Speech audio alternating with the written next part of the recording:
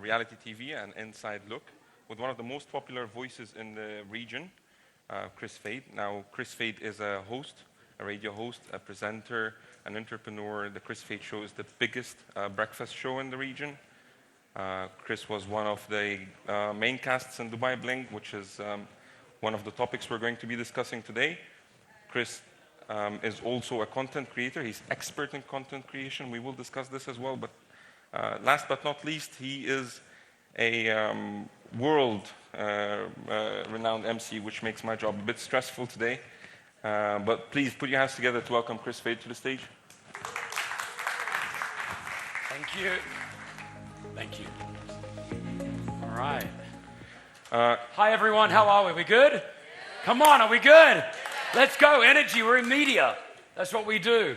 Now, before getting into the technical questions, which is everyone is here for, but I wanted to kick off by asking you, Kris, what made you move to Dubai?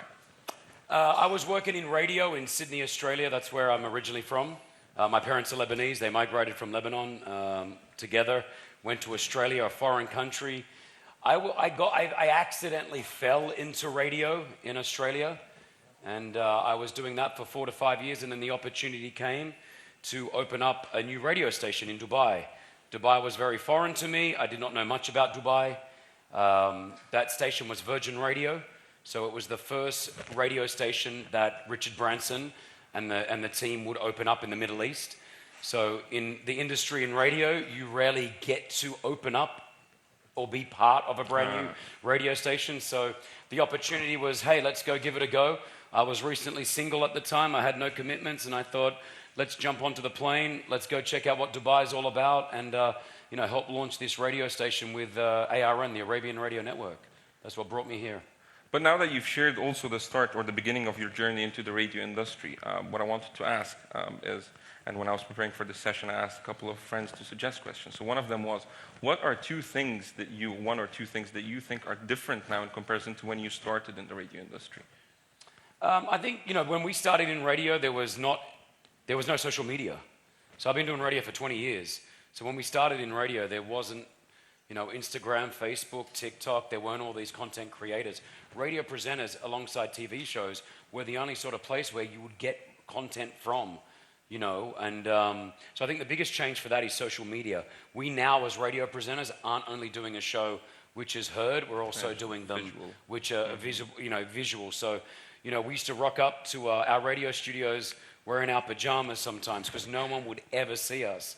Now we have 14 cameras in our studio, and every time we turn those microphones on, they're feeding out live or they're being recorded. So that's probably the biggest change. But being someone clearly deeply rooted into the industry, and you've seen it, you've witnessed the evolution of it as you've been discussing now or sharing with us. Where do you think it's headed? How do you foresee the future of, let's say, traditional radio before we go into other? For the last 15 years, people have been saying radio's dead.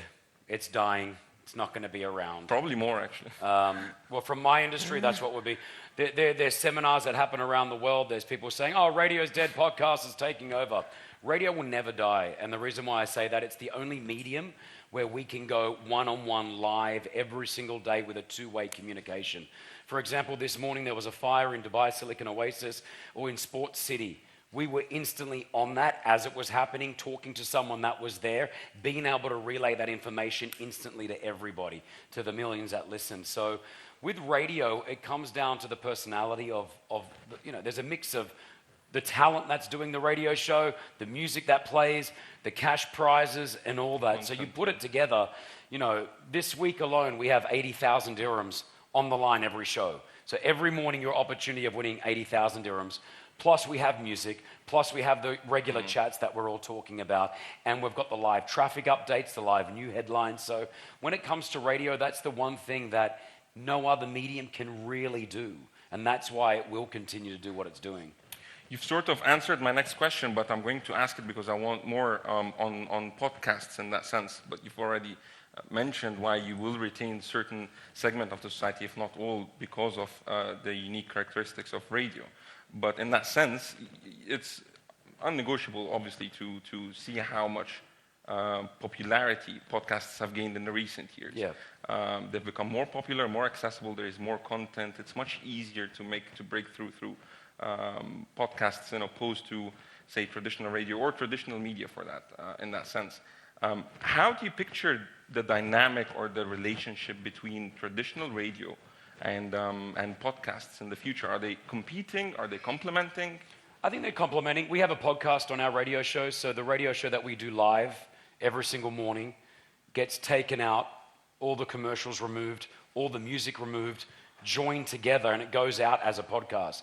Now, that podcast has over 10,500 people listening to it daily, not only in the UAE, but globally. Our fan base has grown. A lot of people grew up in the UAE or listened to our show and then left, went back to their country, can't listen to the show anymore. So you can make it complement each other. Podcasts are fantastic. I listen to podcasts. However, and you would have seen this, a lot of people are doing podcasts now. Everybody feels like they need to do a podcast, where they don't need to do a podcast. A podcast is not for everyone. A podcast is not for every company. They don't need to, but they feel like it's a trend. We must do a podcast. And I'm seeing really reputable, good companies create their own podcasts, and I actually believe it's not doing good for their brand. You don't need to do a podcast. You sell real estate. There's no reason why I need to hear a podcast right now about what you guys did on the weekend. Now, that's not against them. I'm all for you trying, but make sure if you are going to put a podcast together, get a bit of training on it beforehand. There is a skill to doing what people do behind a microphone. It is not just give us a mic and start talking about it. There's a psychology about radio that not many people talk about. When people are driving in their vehicles and in their cars driving to work, they have so much going around. Their kids may be crying in the back. They have to drop their kid off here. They're late for work. They're not listening thoroughly to what's going on the radio. Our job is to try to get that message across, right, in a very small fraction of a time. So I believe podcasts are fantastic. I think it's oversaturated at this stage. And I think as time goes on, you'll start to see the podcasts that do have the substance, that are listenable, that you do want to get more out of, rise to the top. And the others, because it comes down to being consistent. To do a podcast, you have to do them every day or every week. It's a continuous... 4 years. Oh, yeah. You can't just do it for 3 months. And then give up. Which is a fair point. But I want to ask you, because we have a lot of Gen Z, and this is the youth forum, the youth media forum. Do you think it's a good playground for not playground in that sense, but is it a good training or nurturing spot for potential radio hosts? 100%. Yeah, get in on it. If you try it, if you have nothing and you're just trying to develop your skills, get behind a microphone and start your own brand. 100%. Getting experience at a younger age is so important. I fell into radio at the age of 24. So before that, I was washing cars, I was a barista, I was selling clothes, I had no idea. I failed at school, I didn't go to university, I got 39 out of 100. My Arab parents wanted me to repeat school. They used to say, Haram, Habibi, come on, you have to go back to school. I was a shame on the family's name because I failed, right? And they forced me to try to go back to school. And I didn't want to go back. I knew that I didn't want to go back to school, but what I knew that I wanted to try was I wanted to find my way. I accidentally fell into radio, and the way that I did that was I worked for a radio station for 2 years for free. I did not get paid 1 cent, but it gave me access to the radio studio. So whilst I was cleaning their garage, they had a garage at the bottom of the radio station, I would clean all the prizes every day, but that allowed me to go upstairs and meet the radio presenters. And just me forming a relationship with these presenters over a period of 1.5 years gave me the ability of opening up the studio and sitting with them and seeing how they did radio. And then from there, that's where I felt like, wow, I love this. And they taught me how to do radio. I sat there like a sponge and I absorbed it. One of the biggest things with Gen Z that I find is that they don't want to give in the time. And I've had interns come and sit with me on my radio show, and after 3 weeks, they're like, well, do I have a job? Like, I've really had that. And I said, no, you don't have a job. This takes years. And like many of you want to go to university, which I think is fantastic, to maybe do a journalism degree or learn that media. Getting work experience is pretty much the same feel, but you're getting it for free. So you may not be getting paid, but if you're getting that experience, it's really, really important. So if the youth are listening and they're watching this, or you're in this the room today, Go get that experience. Find out what you want to do at the end. Find someone that's doing it now and ask them, can I come and hang around with you and just learn what you guys do? We have 2 full-time presenters at Virgin Radio who did that. They are full-time. One of them was an engineer living in Sharjah, used to listen to the show every day. And he became a fan. He became a super fan. He then started coming into the studio. We started to teach him. He's now working on Virgin Radio in Oman. He did 3 years with us. We moved him to Oman. And we have another guy, Eddie, who's on from 10 till 2 every single day on Virgin Radio. The same thing. He was just a fan, came in, gave us his time. We gave his time back. And now he's got a full-time job and he loves his radio. I want to pivot or redirect the talk into another direction now, because I remembered something when you were saying, how radio listeners listened on the radio while driving, dropping people. A couple of years ago, and this technology was still back then new, I was driving back from work, a very stressful day, tired. I wish I didn't go to work that day, but they were discussing this new technology where you feed a machine the text, and then, it will build the visual character of the presenter in front of the camera or the radio host behind the mic. And essentially what this did, obviously first in the beginning I started envying radio hosts like yourself, because at some days, you might feed the machine some text and might not go to work yourself. But essentially what this did is that it created this idea of immortal presenters where because of AI, you could essentially live forever, or your voice would live forever, or your image would live forever, so you can have Larry King forever. Yep. Now, maybe you didn't have this conversation, maybe you did, but what I'm certain about is that in the next 2-3 years, maybe a decade, being one of the most popular voices in the region, someone is going to put a checkbook in front of you and offer you to buy the rights for your voice forever. Did you have this conversation? What do you think about it? AI is definitely already in the discussions. I'm already getting my voice created through AI, so that's already under the developments, which will happen. Do I want AI to take over radio? Absolutely not. Do I think it can? At this stage, from everything that I understand about AI, it won't. It doesn't have the ability to be spontaneous, funny. If I wanted to tip this chair over right now because you said something, it'd be very hard at this stage for AI to develop that. Is there a place of AI? 100%. We do... How do you picture We that? do commercial reads, for example. So a company may give you a script to read on the radio where it may say, I don't know, the water company wants you to drink their water right now because you get 15% off. Get it right now, available at Carrefour. So that's a script that AI could definitely do.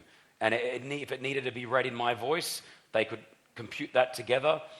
Radio stations in the States are already putting contracts together for their talent that allows them to own their voice. And there's already a dispute going between talent and the radio stations on who owns their voice. At no stage would I want anybody just to take my voice and start doing whatever they want with it. So, but AI will definitely get bigger and bigger, and we'll learn more about it. But I think it's the representation of the company that has that. Yeah. And I know that I work with, obviously, ARN, which we've already had those discussions. And there's a mutual respect between the company and the talent of they're not just going to take someone's voice and start doing what you want with it. Yeah. But as talent, hey, I'd love to see it work as well. If it means that we can be in more places at the same time, why not? Or do more personal content or things that do not require scripted, I guess, segments. Not only have you made your mark in radio, I want to, again, discuss how you ventured your way through or into reality TV. Now, Dubai Bling, tell me about Dubai Bling, and also from the perspective of this being content from this region, the story of the region being told to the international. It's made it to international. It was featured on international for a very long time. It topped the region for a very long time. Tell me more about it. Yeah, really interesting. When that opportunity came about, I wasn't sure if I wanted to do it. I wasn't sure if it's something. I think initially I had said no to it. I was like, I'm not that sort of reality TV guy. But the more I got to know about what the project was about, I thought to myself, let's give this a go. I went onto that show being as authentic and as real as I possibly could with my family. From the region-wise, obviously it had mixed reviews. Internationally, it was huge. I mean, I just came back from LA 2 weeks ago, and I was taking photos with people every 10 minutes. It was just unbelievable. And I was like, wow, this show has been watched. I went to Australia, the same thing. I went to Qatar, the same thing. I think it went number 1 in 79 countries. What I loved about the show is that it allowed the Middle East to start producing content that the world can see. You know, by blood, I'm Lebanese, and so as a Middle East man, I'm proud to be able to say that content has been created in this city that is now being watched by other people. And it's crazy. I've had that many people message us, and if you talk to the cast, we all pretty much say the same thing, where they say, I never thought about coming to Dubai until I watched that show. Oh, wow. I can't wait to get there. And for us, that was a nice little feeling. Apart from the narrative of what you get out of a reality show, if you move that aside, the aesthetics of what that showed of this city was pretty remarkable. So, you know, getting involved in a reality show, it's very difficult. It's not an easy thing to do. You sort of don't sign your life away, but you do sign sort of documents. When it comes out, the first time we get to see it is when it's on Netflix. We don't see it beforehand, right? So eventually when season 2 does come out, which is going to come out, I think, before the end of the year, we watch it as a family when everybody else watches it. But like anything, reality TV and anything is, you know, we look at our TikTok, we look at our Instagram, it's reality. That's what we're all watching. We're watching other people's reality. It's like the Kardashians. It's one of the most watched shows in the world. People trash it, but it's still one of the most watched shows in the world. But, you know, you've already mentioned this now, saying that, you know, our TikToks, our Instagrams are arguably reality shows. This intersection, and I'm asking you because you're a person who wears both hats. You're an expert in content creation on one side. On the other side, you have 2 shows now, 2 seasons of the Dubai Bling show. How do you think do you think one can replace the other? Do we need reality shows? Does it still retain its segment? There'll only be more reality TV shows, so there'll be more coming, especially with what's happening in the States right now with their strike and the writer's strike. The only shows that can still go ahead are reality shows because there's no one writing the script. So reality shows will continue to be produced. Right. Reality shows, in some essence, can be cheaper to produce depending on what the show is. You need less writers, less of a team, so there'll be more of them. And I believe that most of us watch it. It's sometimes a secret addiction that some people don't say, but at some stage in our life, someone has watched a reality show, be it, you know, Arab Idol, American Idol, The Bachelorette, you name it. Like, there are shows, and I believe this region now, and there was another one recently done with real estate, there are more and more being produced from this region. The region. And that's a really good thing because networks now in Europe and America are buying products that were produced here, rather than us always buying the Western media. About us. So, like, I had a woman living in a farm in Minnesota saying, I absolutely love the show. And I'm thinking to myself, this woman is watching a reality show of other women and men speaking Arabic. She's a white American in Minnesota. Like, that's what we need. Do you think Gen Z is equally as interested in reality shows or reality TV as previous generations, or is there a bridge, a gap? My daughters, I got a 14-year-old and a 12-year-old daughter. All they do is watch YouTube reality show. The Sidemen, does anyone know who the Sidemen are? Right? It's on 24/7. These guys have just created their own reality show. It's 2 cameras, they just create their own reality. That is what the youth are watching right now as well. So there will only be more because now the youth, these guys are young, they're creating their own reality shows. And they don't have a huge team. They have a team of 3 or 4 people. You know, I personally know the likes of Logan Paul, for example. I call him a friend. To see what he has created, and now his brother Jake Paul, they're very strategic. But this is what the media and this is what the youth want. They get onto their phones, they click, and they watch it all. Half of them are becoming professional boxers or amateur boxers, but they're only doing that because people are watching, they're paying for it, they're making the money, and there's a storyline there. So I believe there'll only be probably more reality. And to bring it full circle, a radio show is a reality show. So radio in the essence is a reality show. So on my show, one of the reasons why it's quote-unquote successful in the region for the last 16 years is we share our lives. I shared my divorce on my radio show. Now, why do I do that? Like my mum says, Habibi, you share too much of your life. Please stop. Bring it back. It's too much. But there's a reason why I do that. I talk about my anxiety and depression that I went through for 3.5 years, where I was on medication. But the reason why I talk about that is because it's relatable. Because someone listening in the car, the 1.3 million people that listen to my show every single week, someone will be like, I am going through that very moment. And then you form something called human connection. And when you connect with a human, you have them. You will forever want to listen to them or watch them. And that's what reality is. You start watching other people's lives, and then you start to relate to them. So as I tell my mother, you know, my wife is pregnant right now, and we're expecting our baby in a couple of months, God willing. And, you know, I filmed the baby kicking through the stomach the other day, and I put it on my stories. Mum said, take it down. I said, why? She goes, it's too much. I said, Mama, this is my role now. This is what I want to do. And because when I sent that out, the amount of messages that I got of like, mashallah, this is the most beautiful thing. Oh my gosh, it now has brought them into my life. And as I've been here, I've had probably 10 or 15 people come up to me going, we can't wait for the baby to be born, you know? So it's reality, but I want to be able to share that. That's the path that I have chosen for my line of work, and I want to keep on doing it. Speaking of Instagram, I also know that you need 22 AC units to cover your villa. So that's right. That's too much. But you know, just to end with this one, you've shared how tough it is to break through for you personally. I'm sure every other media story will be the same. What sort of advice would you give to, you know, young professionals or people who are aspiring to become radio hosts? Yeah. I think what I said before, which is, if you're wanting to break into any industry, be it media, be it journalism, whatever it is, if you want to be on the radio, you want to be on the TV, find someone that's doing it, message them, and see if you can hang out with them. Not be a pest, not be a fan, but be able to help them. That's the easiest way to do it. Go and get free work. I talked about this once, and I forget what publication it was, but the headline was, Kris Fade wants you to work for free. And then I had a bunch of Gen Z come at me going, how dare you want us to work for free? Our time is... It completely went over their head what I was trying to tell them.